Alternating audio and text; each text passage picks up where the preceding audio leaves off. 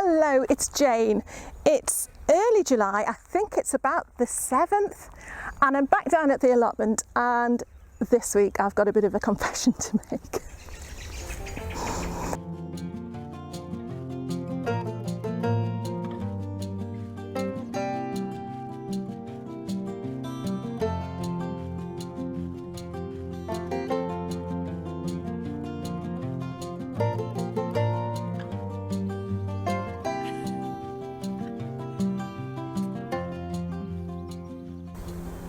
You might remember that the last couple of weeks I've been waxing lyrical about the sweetcorn saga, in that the sweetcorn that I'd planted twice, direct sown twice, hadn't appeared, and therefore I was going to live without sweetcorn this year and put sunflowers instead, and talk about at length about how wonderful nature is when, you know, it takes away with one hand but gives with another, and I'm going to have a lovely sunflower patch. And anyway, stuff the sweetcorn, I didn't want it anyway.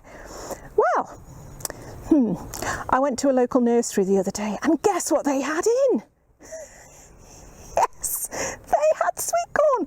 And actually, I mean, I know it's getting a bit late to put it in, but this was £2.50 for 12 plants, all fairly sturdy looking. I mean, you can see there's that one at the back there. That's come out of its pot because the roots are pushing it out, but they will very much appreciate going in. But my problem now is, where am I going to put them? So, continuing in my world of fortunately, unfortunately, most of my chickpeas didn't take. I've got about 6 plants there. The peas that I sowed here were wonderful food for the pigeons, and that means that I've got this block of space here left. Now, how fortuitous is that? So I'm going to get on with planting the sweetcorn here. You see, things work out in the end. Can you see me? Right, I'm aware that those of you who are growing corn will all have your corn in at the moment, and the last thing you want to see is me putting some in as well. But going in they will. And the first thing I'm going to have to do, I'm so worried about these chickpea plants. I don't know if you can see on there, it's absolutely beautiful. But sadly, I've only got that one there. I think what I'm going to do to give me more room for the sweetcorn, which has now suddenly taken over everything, I'm going to dig that up very carefully and put it over there. Yeah, and then that gives me, because that's the only thing I've got in this strip here, and that'll just move my sweetcorn edge to about there. So yeah, I'll do that now. Okay, oh, you can see how weedy this bit has become. But to be honest, unless it's things like this, which isn't very nice, I'm not too bothered about it at the moment. I do try and get things before they flower, as she says. If I panned the camera around, you'd see I wasn't too precious about that. But I'm going to hoe all this in a minute anyway. But yes, this beautiful plant, I'm really hoping I'm not going to damage it, because as I say, I've got 1, 2, 3, 4, 5. This will be 6. I should probably use something a bit deeper to dig it up with. And after I must have sown, direct sown. There's 2 plants there, look. Oh my goodness. Okay, 2 for the price of 1. Right, even more precious. I've now got 7. But there we are. I must have sown over 100, because I literally just sprinkled half a packet of dried chickpeas from the shops. Right, okay, getting these back in straight away. Oh, I might have enough to actually call it a chickpea patch now. Okay, I'm going to put that one there, and I'm going to put this one here, just here. You can see, look at this. You can tell this bit was grass before we took it over. This was a grass path, because it's all coming back. But much as I like grass, I don't want it in my chickpea patch, as I'm now calling it. So, yeah, in you go, little fella. And you've got a nice new bit there with a little friend next to you. And, oh heck, I've lost the other one already. Here. Don't know if you can see me, but again, get rid of that, get rid of this.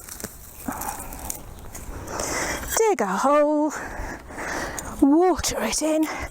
And again, this is one of those crops that I had very little hope for because they didn't start popping up for quite some time after I planted them. And it is my own fault to a large extent because, look at this, soil's terrible. To a large extent because I didn't cover them or protect them. So yeah, the pigeons just thought I was being really pleasant and providing their food for the day. But yes, there we go. Let's get rid of that as we go. Just got to water those in now. And hey, I've actually got what looks like a proper patch. Right, I am going to leave about that much there as a path. Is that going to be wide enough? And then get this bit hoed.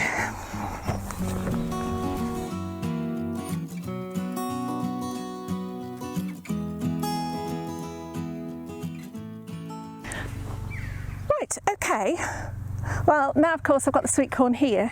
It looks like there isn't very much room at all because I am going to have to leave room to, in fact, hold on. I've left room for a path between the sweet corn and the chickpeas. I'm also going to have to leave, oh my goodness, it's not very big at all. Right, okay, I'm going to have to leave a path for the beans and the sweet corn. Oh my goodness, it's going to be impossible, isn't it? Still, never mind. It's a crop I didn't expect to have. It's now a crop that's causing a bit of a headache. Right, okay, I've actually got 1, 2, 3, 4, 5, 6, 7, 8, 9, 10, 11, 12. I've got 12 sweet corn. They're not all going to fit, are they? Right, okay, I'm going to see. I might end up putting some in amongst the sunflowers after all. Right, let's have a look. Shut up, Jane. Let's have a little look. Right, this one. Well, there's 2 in this pot. I did think £2.50 was very, very good though for quite sturdy looking plants. When you think, I think I mentioned last week that one of the garden centres I went to had basically a plant, one plant, half that size for 99p. And that's why I didn't buy any and I gave up on the sweet corn idea altogether. Right, this has got, well, it's completely root bound. Don't do it like this. I should have done this off camera, but there we go. I'm going to put that one there, just where, look, I haven't hoed against that corner. Going to put that one there. I think I'm only going to be able to get about 6 in here. That one there, I'm going to put the strong ones in then. Right, 1, 2, I've got too many sweet corn. It's all or nothing, and if you're not careful, I'll start talking about how nature gives you all or gives you nothing again. So, 1, 2, bearing in mind they are supposed to be in some form of grid, and I'm pulling them out by the stems as well, which is naughty. Look at that. Poor thing. And I'm not going to make the joke about teasing the roots again. I think they've been through enough. Poor thing. Right, okay. I haven't looked up how far apart they need to be, but that looks about right to me. I'm going to have 2, 4. Let's come round.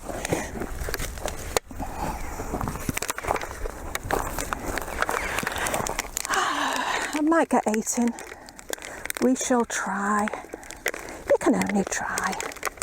If you don't try, you don't get. Right, yeah, 1 there, and oh dear. Oh well, you know what?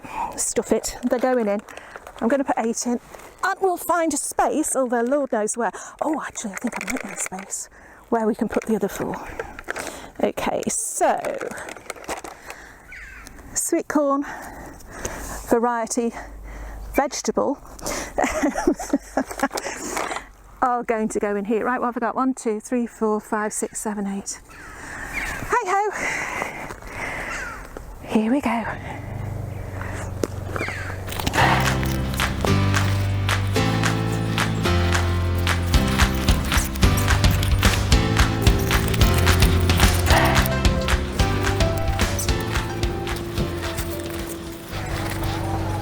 there we are.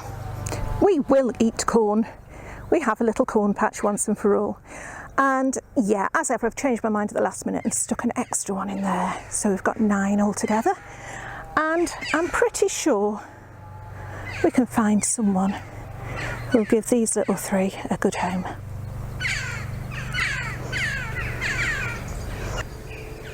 It's a dog's life. I found a Mike in the undergrowth. What are you doing, Mike? I'm just pulling up some of our spinach, which has just run to seed. Yeah. It's been up for a few days and it's just gone crazy with flower heads and seed heads rather within just the space of a few days. So we're going to give it to the chickens next door. All right. Chickens. Okay. Can't we keep some of those seed heads? If they're not formed, Actually, we can. Is it worth leaving 1 or 2 in for the seed heads to form? You're not going to, are you? I'm going to leave 1 or 2 in for the seed heads to come. Oh, No, you're not. I might rely on one of the many hundreds of packets that we've got in the shed. Yeah. Okay. But we've got a few little bits and pieces that we can salvage and use tonight. Yeah. Some of it is still pretty green and too good for the chickens. Yeah. It is really nice, though, isn't it? Yeah. Okay. And what we're going to try and do is just clear a little bit of space for a second crop of beetroot. Yeah.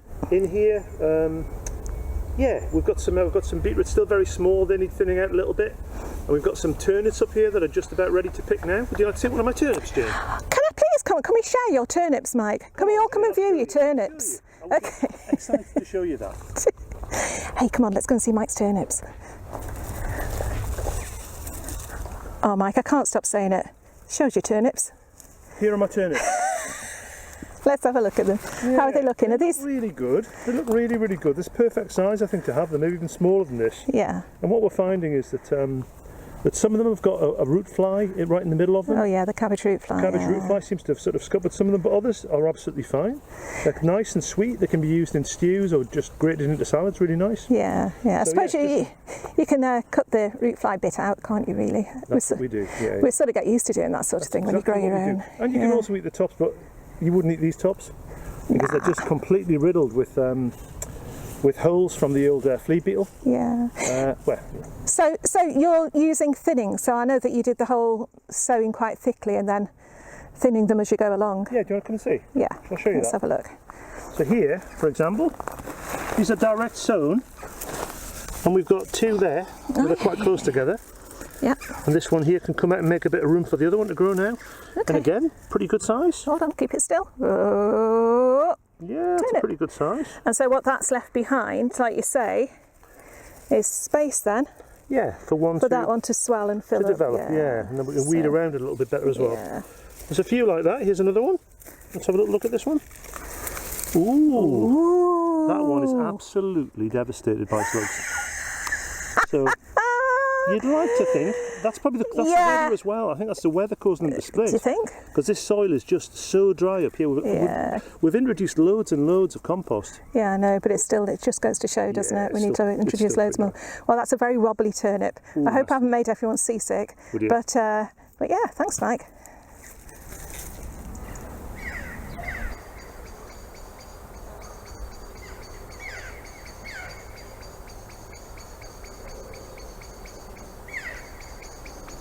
Okay, what we've got here is what I must admit is our best crop of mange tout ever.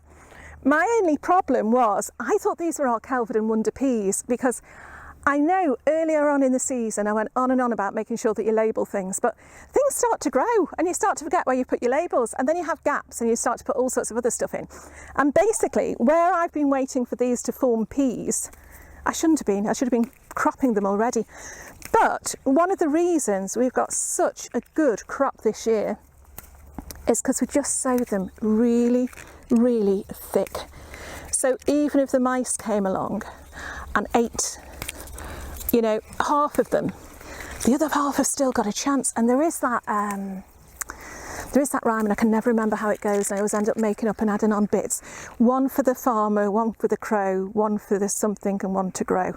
Something like that. Anyway, well, this is all, this plot is sort of like 10 for the mouse and 1 for us. That's the sort of ratio we're looking at. And you can see either the mice weren't that keen, or Yeah, we must have sowed thousands because they are so, so good. So if I just show you some of these, because I've waited for the peas to form, because I didn't check my little book. Can you see that? That really is too thick for a mange too. That means that pod will have started to go a little bit leathery. Really, you want to be picking them when they're nice and slim like that. Mike's just eaten that. And that's when they're the most tender, but we will eat them anyway. But yeah, I've got a little bit of catching up to do because, yeah, here's me waiting for them to form, and they've been formed for quite some time.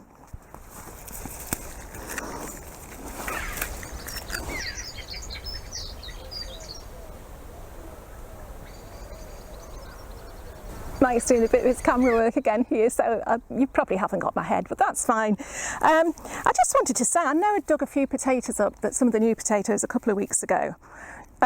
These have started to get black on them now. I don't think it's blight. Oh heck, I don't think it is. I think they're just dying back. But just in the space of a couple of weeks, the actual size of these potatoes and how clean they are coming up is just gorgeous. And really what I wanted to say is, if you've only just started growing, people might say, oh, you need a lot of land for potatoes, and you know, why bother, because you can get them reasonably priced at the shops. But there is nothing quite like digging up your first or your second earlies, because it is digging for gold. So see that poor little plant on the top? That's telling me that it's finished what it's going to do. Let's just have a little look underneath, and I'm hoping I'm not going to spear any.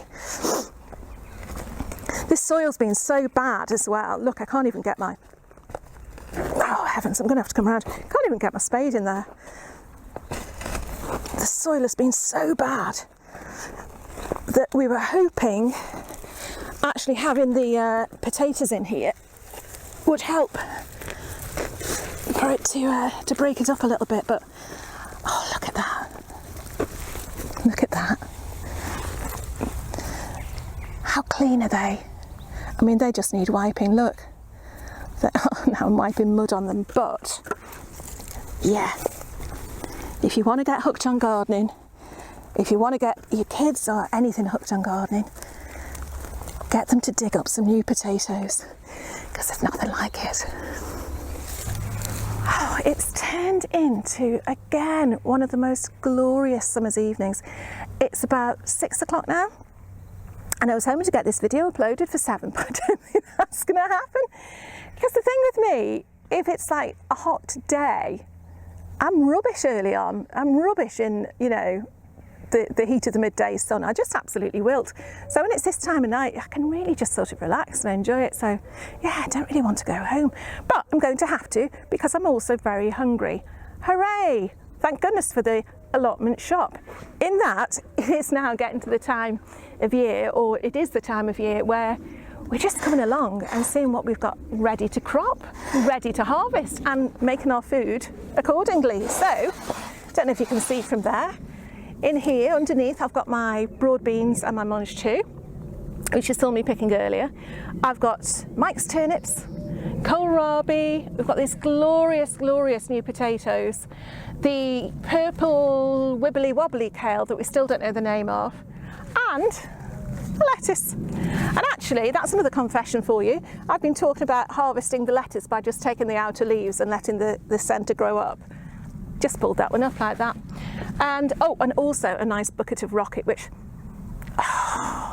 you can't, well, I'm saying you can't beat it. I keep saying it, but the smell of the fresh veg, you don't get that in the shops. Anyway, I can't wait to be able to not have to buy my tomatoes from our supermarket. It's got to the stage where I'm going down the aisle now and I'm thinking, do I really need those tomatoes? Can I last a bit longer? But to be honest, it's going to be at least another couple of weeks before any of ours are ready to harvest. They're coming into quite a nice size, but yeah, I know a lot of people are harvesting already, but not me. Not there yet. I don't know what we're doing wrong, but probably nothing. They'll all come in the end. Other news is though, yeah, this is something maybe you could help me out with. My daughter is going to get married, hooray, next August, and she's asked me to provide the flowers. So already I'm looking around thinking of a patch or a couple of patches where I can grow some flowers specifically for the wedding. So it's going to be, clearly it's going to be like late summer flowers. I don't know, dahlias, that sort of thing. She doesn't like very, very formal flowers. She wants something more loose and natural looking, so maybe a few grasses and things like that in there. But if you can make any suggestions at all of what might be blooming and is reasonably reliable to grow, yeah, put them in the comments below, because it's quite exciting. What an absolutely lovely task to be in charge of. As long as we have a decent summer and it all flowers and does not get pecked like the peas by the pigeons. Oh heavens, that was a tongue twister. So yeah, that's a nice thing to do.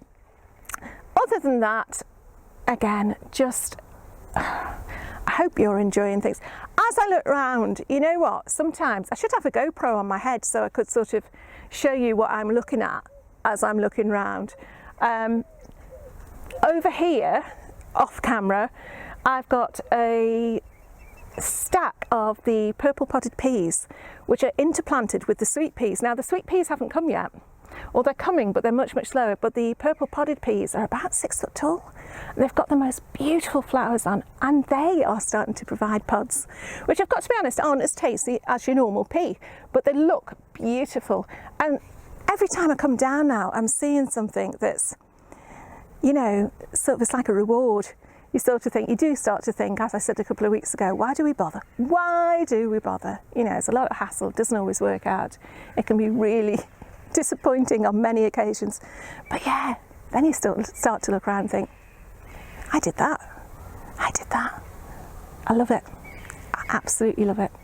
Anyway, I'm saying all this now because it's a lovely sunny evening and I've had a nice relaxing day. It'll probably book it down tomorrow and I'll be in a completely different mood.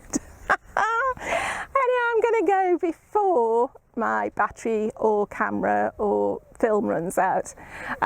So once again, do come over to Instagram and have a little look at the pictures over there. Please come and join the Facebook group. You know, I love, you know, it's one thing for me to be able to show you what I've got going on, and you know, and I really love getting your comments, but it's also great to see what you're doing as well. You know, all in, you know, far-flung corners of the world, you're also showing pictures of your gardens and what you've got growing, and that's just lovely.